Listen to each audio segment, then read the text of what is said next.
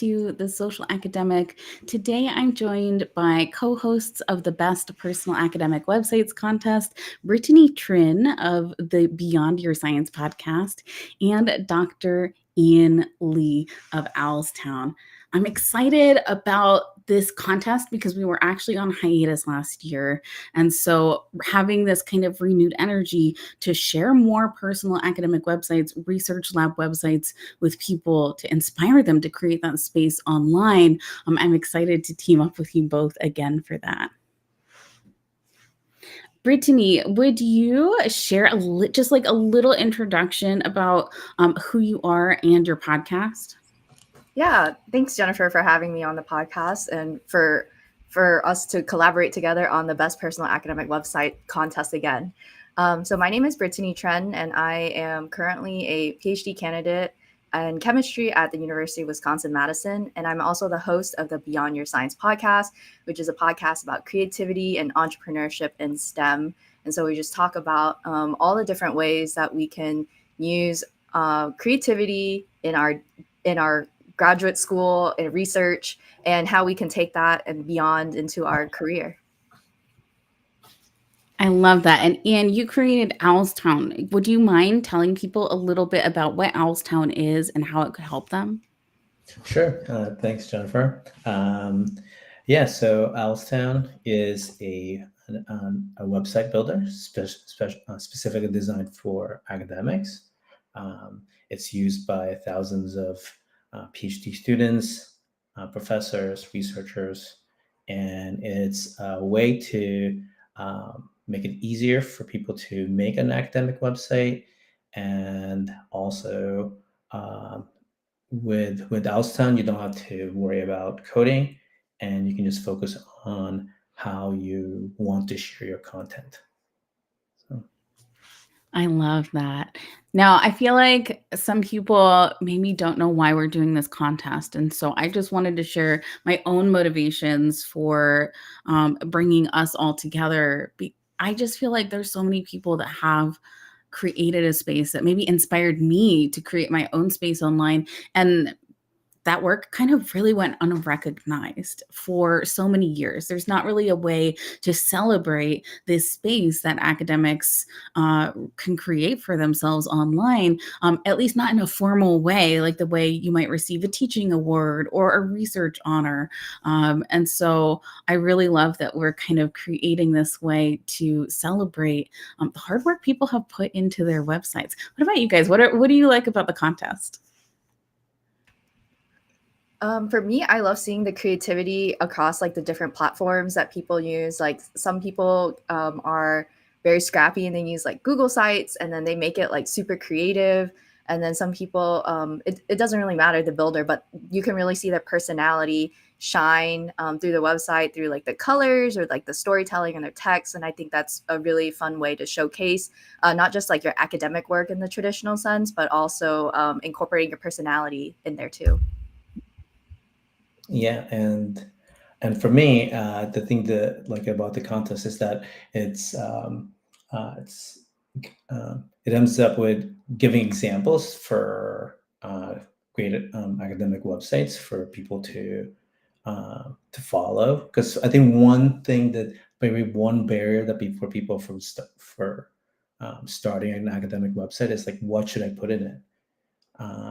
And the website, the contest shows great examples of what you can put into your website, and that also with the number of people that enter their websites, it makes it's a great example of that it's actually possible for people to do it. So.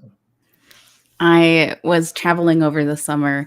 I got to go back to the East Coast and visit family friends, and also one of my mentors from undergrad. And she was actually the first professor that I knew that had created that space for herself online. She had a personal academic website and a blog where she wrote frequently. And I really felt like that was something that inspired my own journey. So getting to connect with her in person person and talk with her about how her website was meaningful to me as a student, as a student who maybe thought I didn't deserve to have that space online. Seeing someone else do it first made such a big difference for me.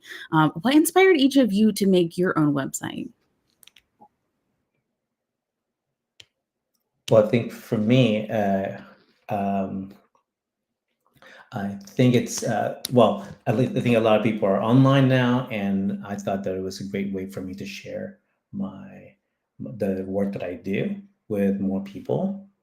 Um, I think when I was in grad school, anyone who would listen to my research, I was super excited, and so if I could also do that online, it was like a great way for me to share the work that I've done, and with people would go well. I would use search engines to find people and their work, and so I'm assuming that people will also look for my own work, and that I needed to create a space for where I can share that my research, so that when people do research for me online, they can find my website and see the work that I've done.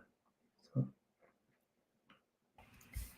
I think for me, my original intention, if we go all the way back to like my college days, I started my website, which was like a WordPress blog, because I wanted to document my like final year of college, my senior year, like about like my research that I was doing, and like my feelings and thoughts about applying to grad school and things like that. And so it was just really for fun.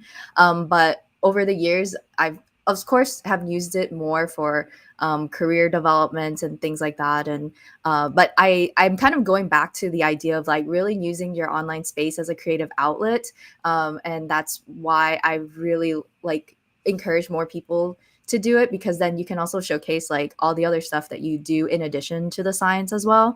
And that's also part of the reason why I'm like also trying to showcase that through my podcast now as well in this final year of my PhD. I think it's just like a kind of like a time capsule. So I think it's really fun, and I just want more people to do that. Ooh, I really like that. Now I'm curious because like I feel like I didn't have any reservations when I made that decision to create my personal academic website, but so many people do. They have that hesitation or feel like, it's too early, or I haven't done enough, or maybe like I just don't have the time or skills to make this happen. Like was there anything that held you back when you were first starting your website project, or maybe once you already had it?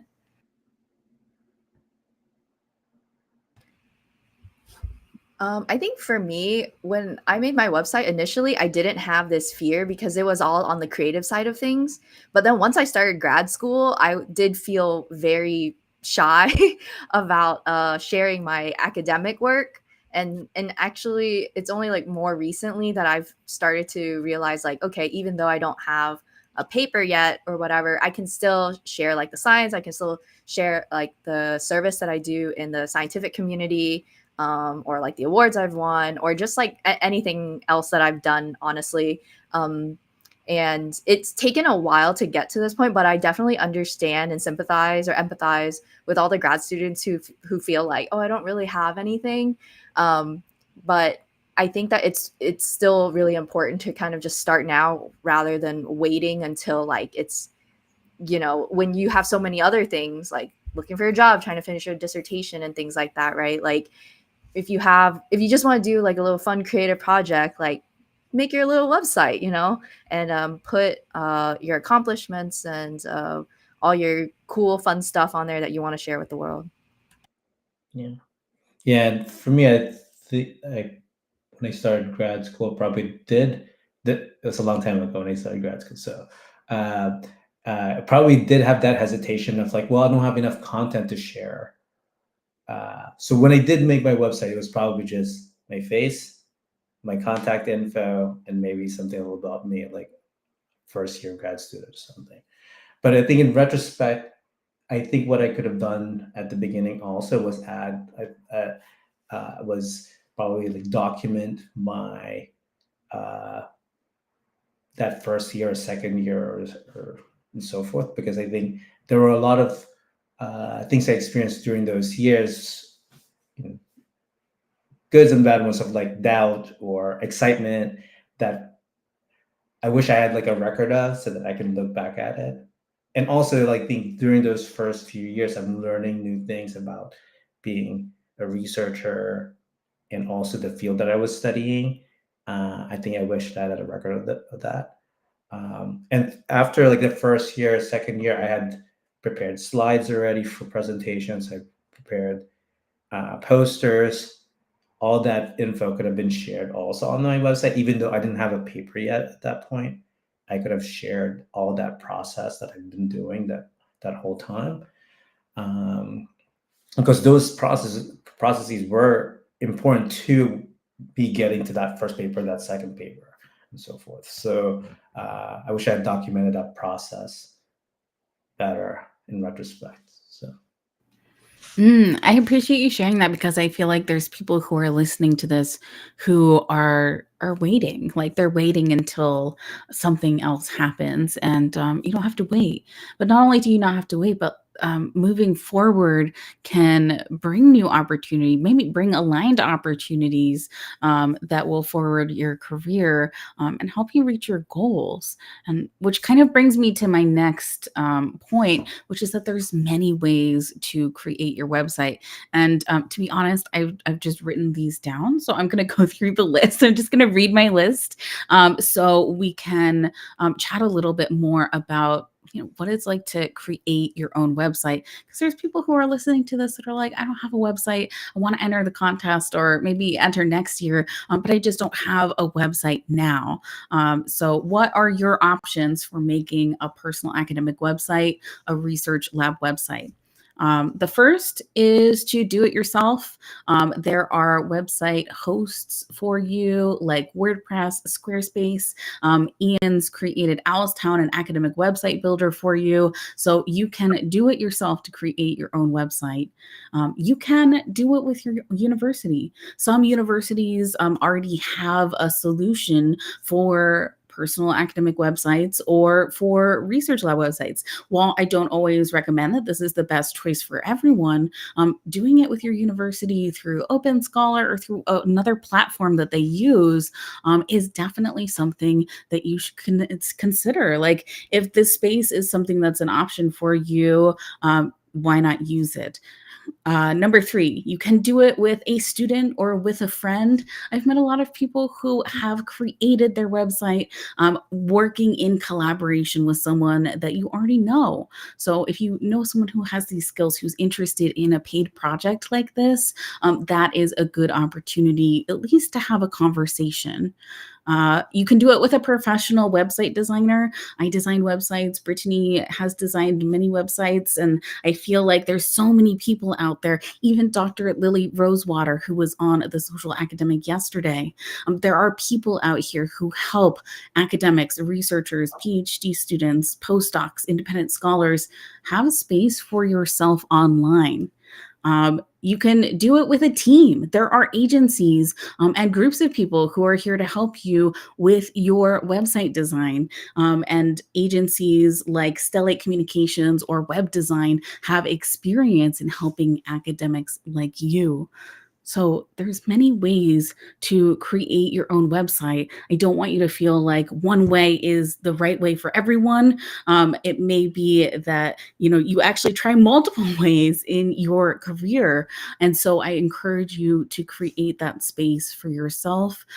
Even if you don't have it now, it's something that is possible for you. What do you think? Is there anything you want to add to that, Brittany and Ian?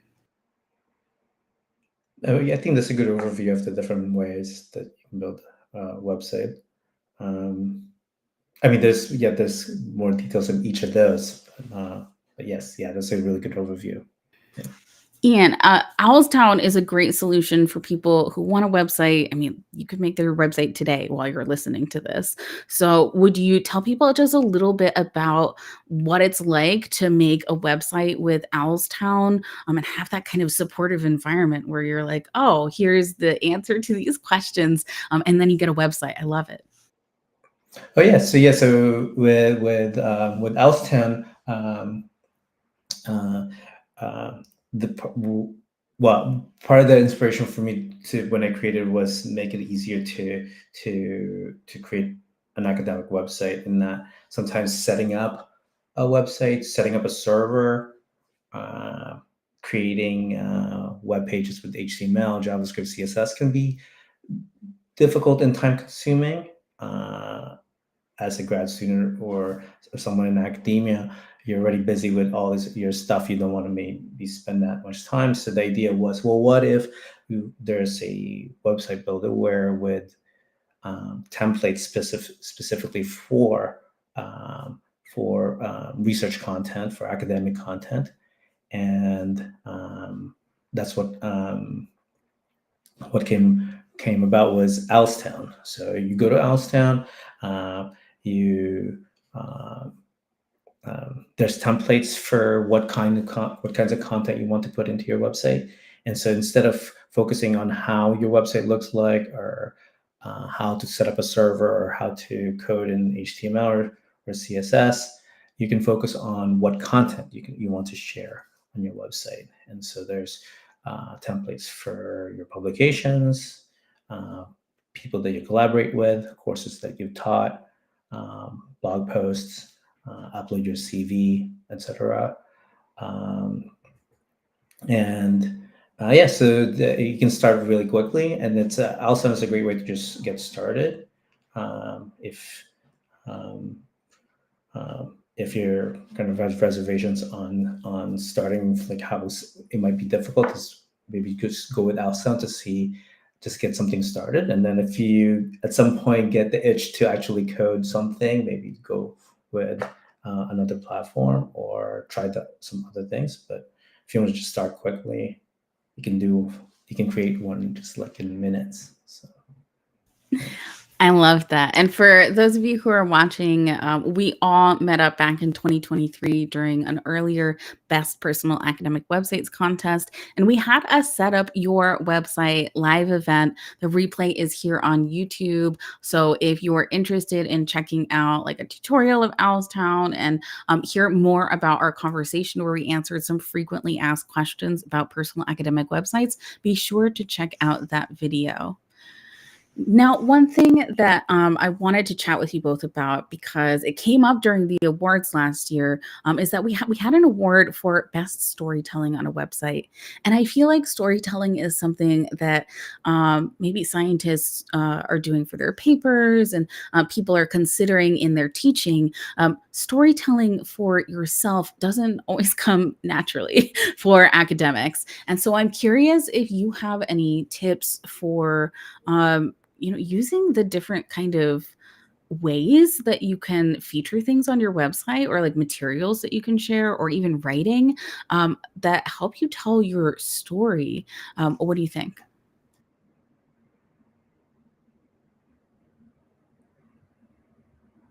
I can start. So I think for storytelling, I think that's I think maybe one difficult thing for me for when you're trying to tell a story about yourself is like a lot of details about what the work that you do, and it's hard to kind of like narrow it down to like the essence. So what I would say to that is I think it's okay to just let it kind of like come about organically, and not plan it out, and don't feel like you have to have it planned out right from the very beginning. I think I think it will come out naturally as you kind of share your content online. What is it? It's kind of like I think I think some people say when you're writing, the act of writing is kind of like what is it? It's like a form of thinking, and then it's at some point you're editing, and then you kind of get the final draft, the final thing from your writing. But at the beginning, there's all these drafts that happen. I can imagine, like, as you're building your website, that all this content that you're sharing is kind of like getting to at some point the voice will come out, as you add more content to your website, and then from there, then you continue the voice. But at the beginning, maybe it's very hard to plan that out. But I think I'd say focus on like just the sharing your content, and then let it kind of organically grow. And the I think the story will come out as you grow your website.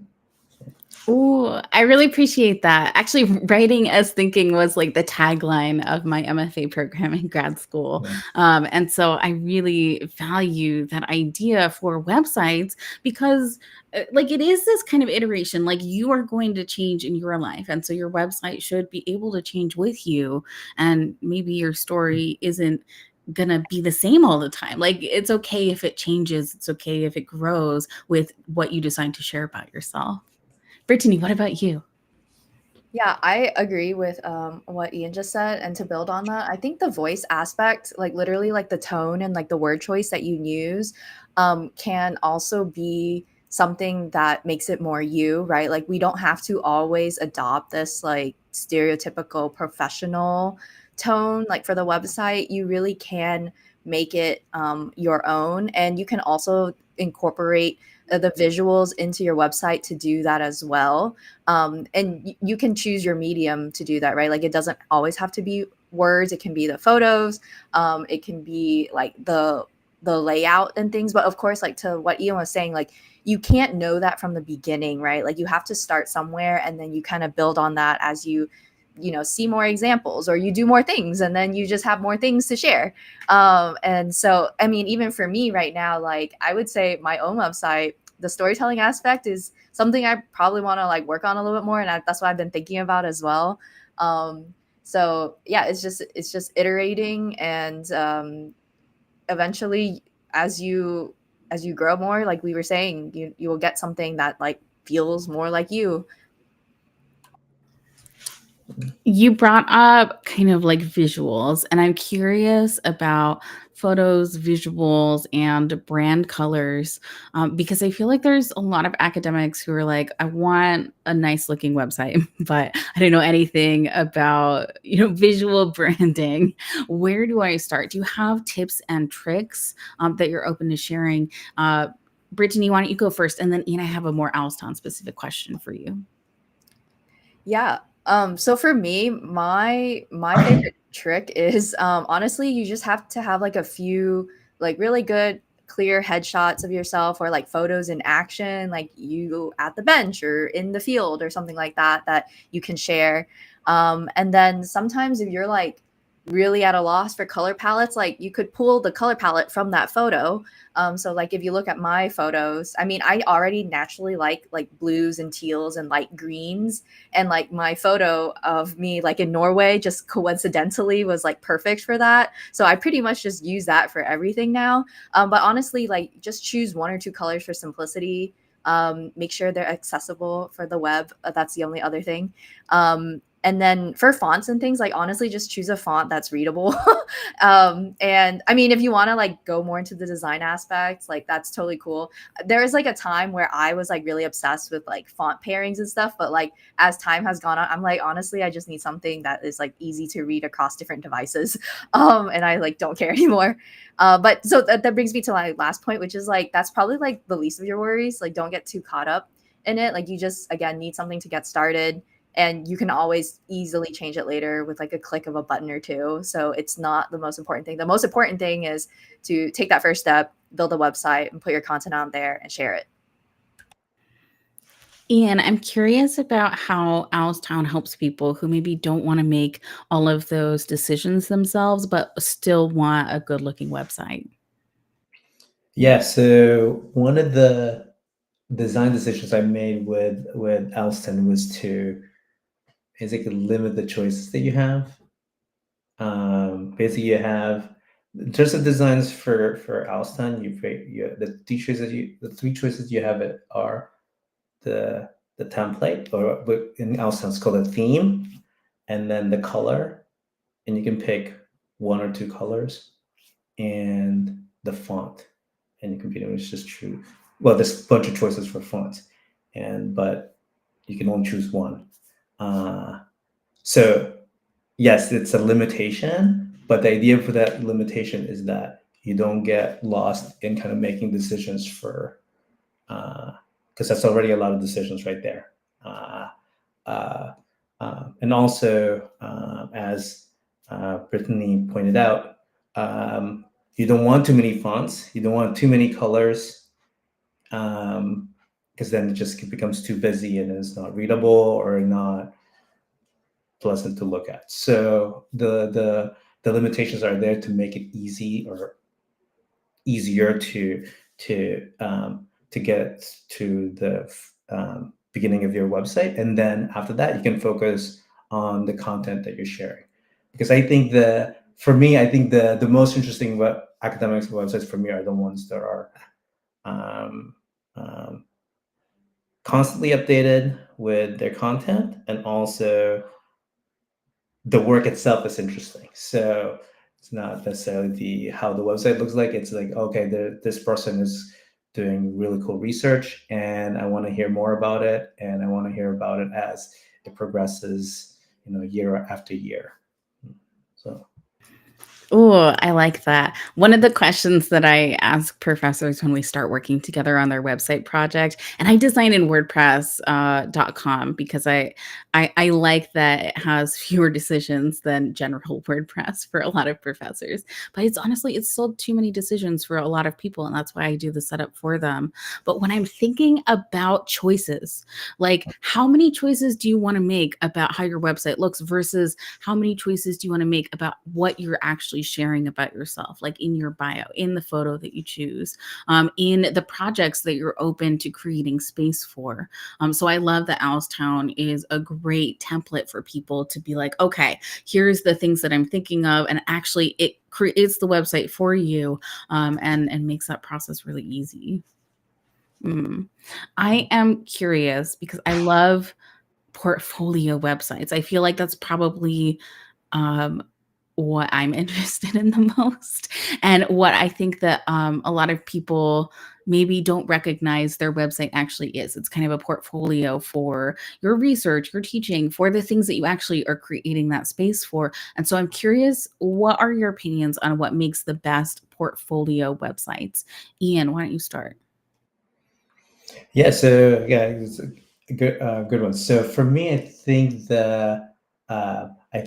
academic websites should go beyond. I think the common thing about academic websites is probably it's going to be a list of my publications.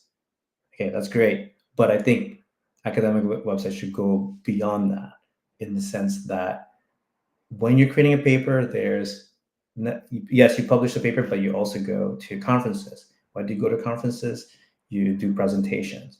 And if you have a video of your presentation, you should share that. I think it's a great one to share on your website.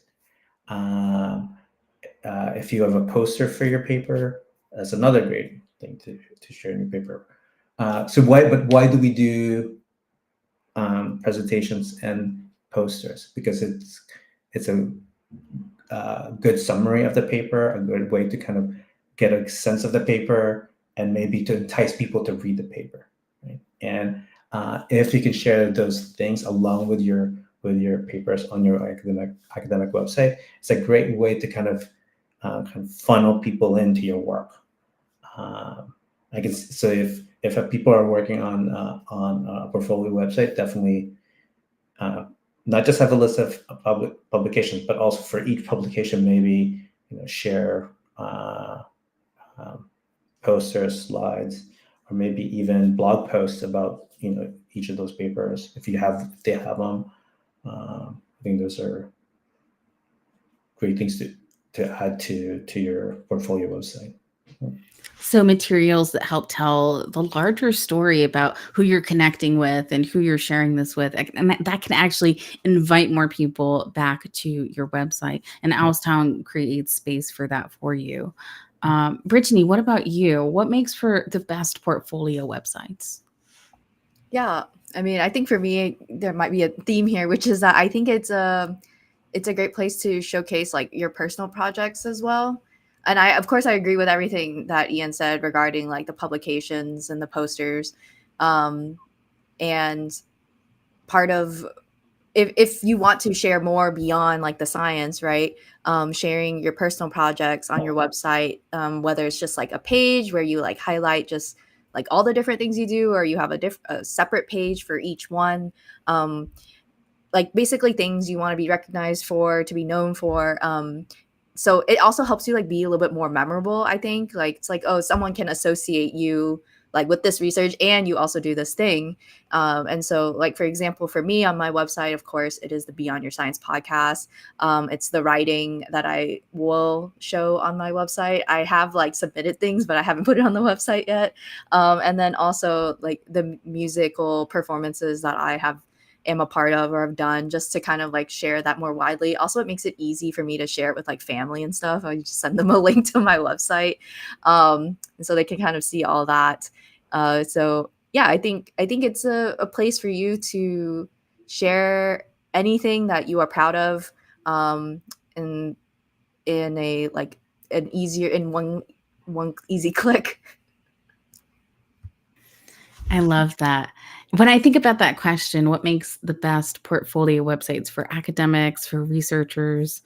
I think it's one that's intentional. Sometimes your portfolio is like really specific towards your academic life. And, maybe you have a side hustle or a consulting business or a research lab, and you end up having two websites. Like thinking about like what is the scope of the portfolio of things you want to share with the people who are visiting this space. And one of my clients comes to mind because we started out creating her personal academic website, but then she had this research group. She wanted to highlight all the people in the group, and so really showcasing the group's projects created a new scope. And so having a separate website for that made sense. And I think that that's one of the many reasons why having the best personal academic websites contest celebrate not just like multiple awards for different types of websites, but also this year you can enter up to two websites in the contest. So if you have a personal website and maybe like a consulting website or a research group website, you don't have to pick and choose between one or the other. You can actually enter them both into the 2025 contest in the same form. You don't even have to fill it out twice. One thing that I wanted to chat about before we wrap up is that there are so many people who feel like, my website maybe isn't good enough. Like, should I enter the contest? And when I think back, like, would I have entered this contest like when I was a grad student or when I first created my website? Like, honestly, I think I would have had serious imposter syndrome and said no. What about you two? I think for me, my mentality when it comes to these things is just kind of like just shoot your shot. So, I mean that has like kind of worked out for me in some areas, but it's also like it's just a fun little thing, and yeah, you never know what you can get, and also it's I think like you if correct me if I'm wrong, like are we giving feedback to people who want feedback, right? Yeah, so like if you enter this year's contest, after the awards are announced, you will be able to request feedback from any of us if you'd like it. We're not going to just like give you advice unless it's something that you're open to, but we are offering advice for anyone who does enter the contest. Yeah, so I think for that alone, if you wanted to get a couple of tips to improve your website, I think it would be worth it. Yeah. Yeah, I think looking back, if I was when I was in grad school, would have shared my academic website, I probably would have been like, yes, yeah. I think, as I mentioned earlier, anyone who would listen to my research, I was like, yes, I'll tell you about it. And so if there was any way that I would, my website had all my research stuff in it, and so it's like if people were going to look at it, like, yes, I think that. Let's not forget that like research takes a long time, and like I think for me, like research took so much time, and so I was like, if people want to hear about it, yes, like my research is